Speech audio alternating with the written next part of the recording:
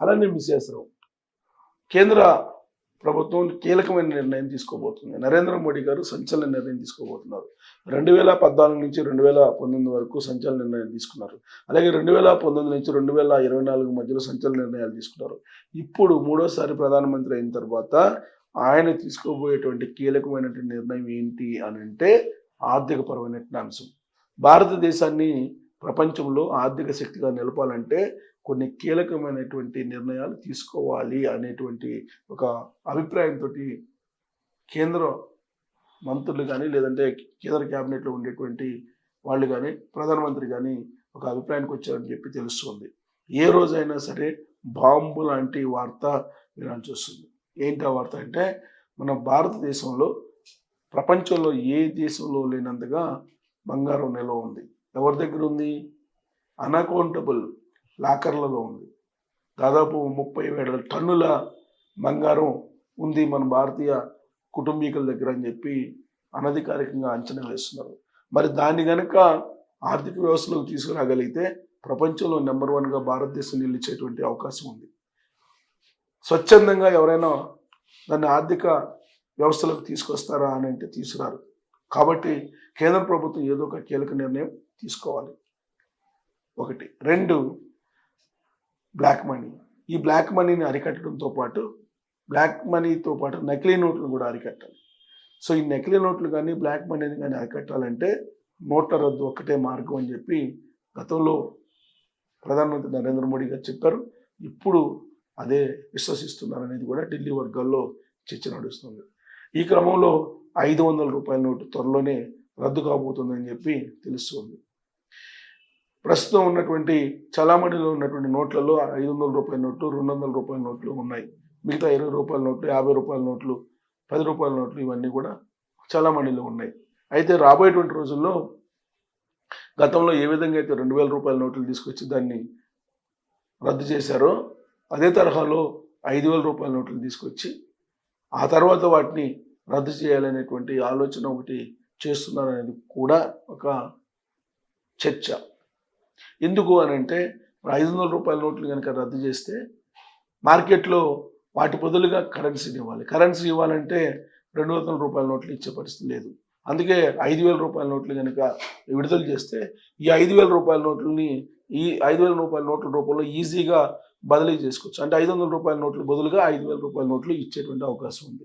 అంటే ప్రత్యామ్నాయ మార్గాలు ఇప్పుడు ఏ విధంగా అయితే గతంలో పాత 500 రూపాయలు 1000 రూపాయల నోట్లను రద్దు చేసి ఆ టైంలో 2000 రూపాయల నోట్లను రిలీజ్ చేశారు, అదే తరహాలో ఇప్పుడు 500 రూపాయల నోట్లను రద్దు చేసి 5000 రూపాయల నోట్లు పరిచయం చేయడం ద్వారా బ్లాక్ మనీని బయటికి తీసుకురావచ్చు అనేటువంటి ఒక ఆలోచన చేస్తున్నట్టు ఢిల్లీ వర్గాల్లో స్ప్రెడ్ అయినటువంటి న్యూస్. చాలా కాలంగా 500 రూపాయల నోట్లు రద్దు చేయాలనేటువంటిది వినిపిస్తూ ఉంది. ఈవెన్ చంద్రబాబు నాయుడు గారు కూడా 500 రూపాయల నోట్ రద్దు చేస్తేనే అవినీతి తగ్గుతుందని చెప్పి ఆయన కూడా అంటున్నారు. నీతి ఆయోగ్ చైర్మన్ కూడా అదే చెప్తున్నాడు. నీతి ఆయోగ్ చైర్మన్ కూడా ఇటీవల కాలంలో చంద్రబాబు నాయుడు గారు చేసిన ప్రతిపాదన గురించి ఆయన ప్రస్తావించారు. కాబట్టి 500 రూపాయల నోటు రద్దు కాబోతున్న త్వరలో రద్దు చేసే అవకాశం ఉంది. ఆ మేరకు కేంద్ర ప్రభుత్వం చాలా సీరియస్గా పరిశీలిస్తుంది అనేది వినిపిస్తుంది. ఇక నకిలీ నోట్లు, ఆ కొత్త 500 రూపాయల నోట్లు 2000 రూపాయల నోట్లు రాగానే ఇమీడియట్గా వాటి తాలూకు నకిలీ నోట్లు కూడా బహిరంగ మార్కెట్లోకి వచ్చాయి. కాకపోతే 2000 రూపాయల నోట్లని మళ్ళీ వెనక్కి తీసుకుంది ఆర్బీఐ. బట్ 500 రూపాయల నోటు కొత్తది ఇప్పుడు చలామణిలో ఉంది. వాటి స్థానంలో నకిలీ నోట్లు చలామణి బాగా పెరిగిపోయింది. ఇది భారత ఆర్థిక వ్యవస్థ మీద తీవ్రమైనటువంటి ప్రభావం చూపిస్తుంది అనేది ఆర్థికవేత్తలు చెప్తున్నటువంటి మాట. సో దీన్ని అరికట్టాలంటే కనుక నోటు రద్దు ఒక్కటే మార్గం. దాన్ని ఎలా చేయాలంటే 5,000 రూపాయల నోట్లు పరిచయం చేయడం ద్వారా వీటిని రద్దు చేయొచ్చు అనేది ఒక ప్రత్యామ్నాయంగా ఒక ప్రక్రియగా చెప్తూ ఉన్నారు. మరి బంగారం ఎలా వస్తుంది? లాకర్లో ఉన్నట్టు బంగారం ఎలా వస్తుంది అని అంటే యాక్చువల్గా బంగారం ఎంత ఉండాలి అనేది ఒక క్లియర్ గైడ్లైన్స్ ఉంది. భారతీయుల దగ్గర ఎంత బంగారం ఉండాలి అనేది చాలా క్లియర్గా కొన్ని గైడ్లైన్స్ ఉన్నాయి. ఆ గైడ్లైన్స్ ప్రకారం గోల్డ్ రూల్స్ అని కొడితే మీకు గోల్డ్ రూల్స్ ఇన్ ఇండియా అని కొడితే కనుక మీకు మొత్తం డేటా వస్తుంది. గోల్డ్ రూల్స్ ఇదిగో చూడండి, ఎంత ఉండొచ్చు, మ్యాక్సిమం ఎంత ఉండొచ్చు, ఎవరెవరి దగ్గర ఎంత ఉండొచ్చు అనేది. ఇక్కడ చూడండి, physical gold holdings married women అంటే పెళ్లి చేసుకున్నటువంటి మహిళ దగ్గర 500 గ్రామ్స్ ఉండొచ్చు. అందుకన్నా ఎక్కువ ఉంటే మీరు లెక్క చూపించాల్సి వస్తుంది. అలాగే అన్మ్యారీడ్ ఉమెన్ అంటే పెళ్లి కానిటువంటి మహిళ దగ్గర 250 గ్రాములు ఉండొచ్చు. అందుకన్నా ఎక్కువ ఉంటే ఖచ్చితంగా మీరు లెక్క చూపించాలి. దానికి సంబంధించిన రిసిప్ట్స్ చూపించాలి. ఇక మెన్ అంటే పురుషులు, మ్యారీడ్ కానీ అన్మ్యారీడ్ కానీ, మ్యారేజ్ చేసుకున్నటువంటి కానీ అన్మ్యారీడ్ చేసుకున్న 100 గ్రాములకు మించి ఉండటానికి లేదు పురుషుల దగ్గర.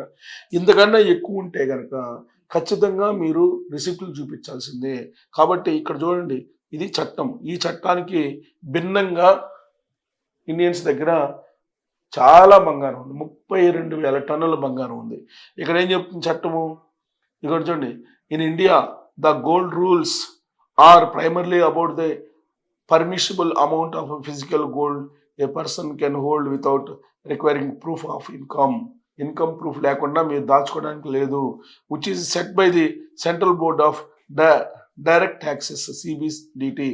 This limit is 500 grams for married women, 25 grams for unmarried women and 100 grams for men. ఇది నిబంధన. ఈ నిబంధనను ధిక్కరించి ఎవరైతే బంగారాన్ని దాచుకున్నారో వాళ్ళు ఖచ్చితంగా చట్ట ప్రకారం ఖచ్చితంగా వీళ్ళు ఎదుర్కోవాల్సిందే విచారణని. Owing more than these limit is not illegal. దీనికన్నా అంటే ఈ లిమిట్ కన్నా ఎక్కువ ఉన్నా కానీ అదేం ఇల్లీగల్ కాదు. కానీ but you must be able to provide legitimate sources. మీకు అది ఎక్కడి నుంచి వచ్చిందో సోర్సెస్ చూపాలి.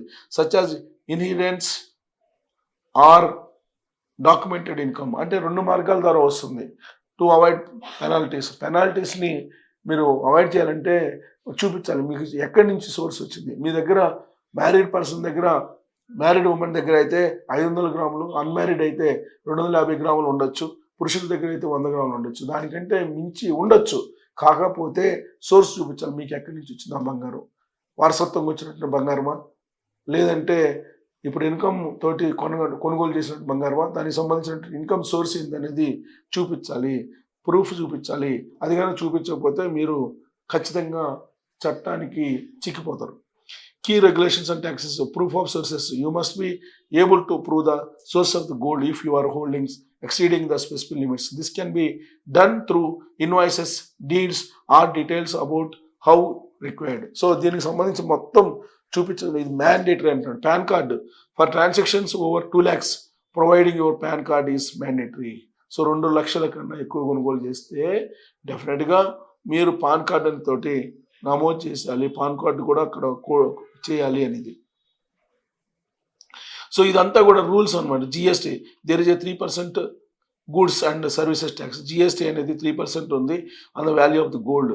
Charges of there CGST plus SCST or IGST. So capital gains taxes. The holding period of physical gold to qualify for long term capital gains tax has been reduced 2 years. So ఇది ఇలాంటి rules ఉన్నాయి. ఈ రూల్స్ని కాదని బంగారం మీ దగ్గర లాకర్లో ఉంటే కనుక దాన్ని చట్ట ప్రకారం బయటకు తీసుకొచ్చి దాన్ని బద్దలు కొట్టి ఆ బంగారాన్ని మొత్తం ఆడిట్ చేయాలి అనేటువంటి నిర్ణయం కేంద్ర ప్రభుత్వం తీసుకోబోతుంది అనేటువంటి ఒక న్యూస్ చాలా కాలంగా వినిపిస్తుంది. ఇది ఇప్పుడు మళ్ళా వినిపిస్తుంది.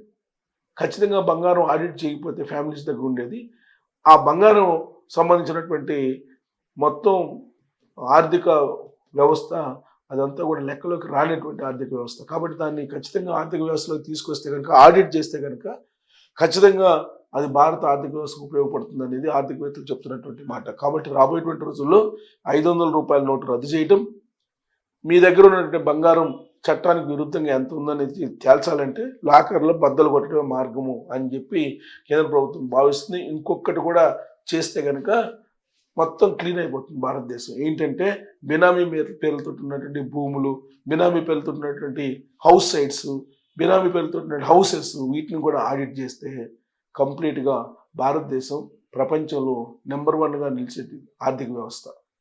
డెడ్ ఎకానమీ కాదు ట్రంప్ చెప్పినట్టు.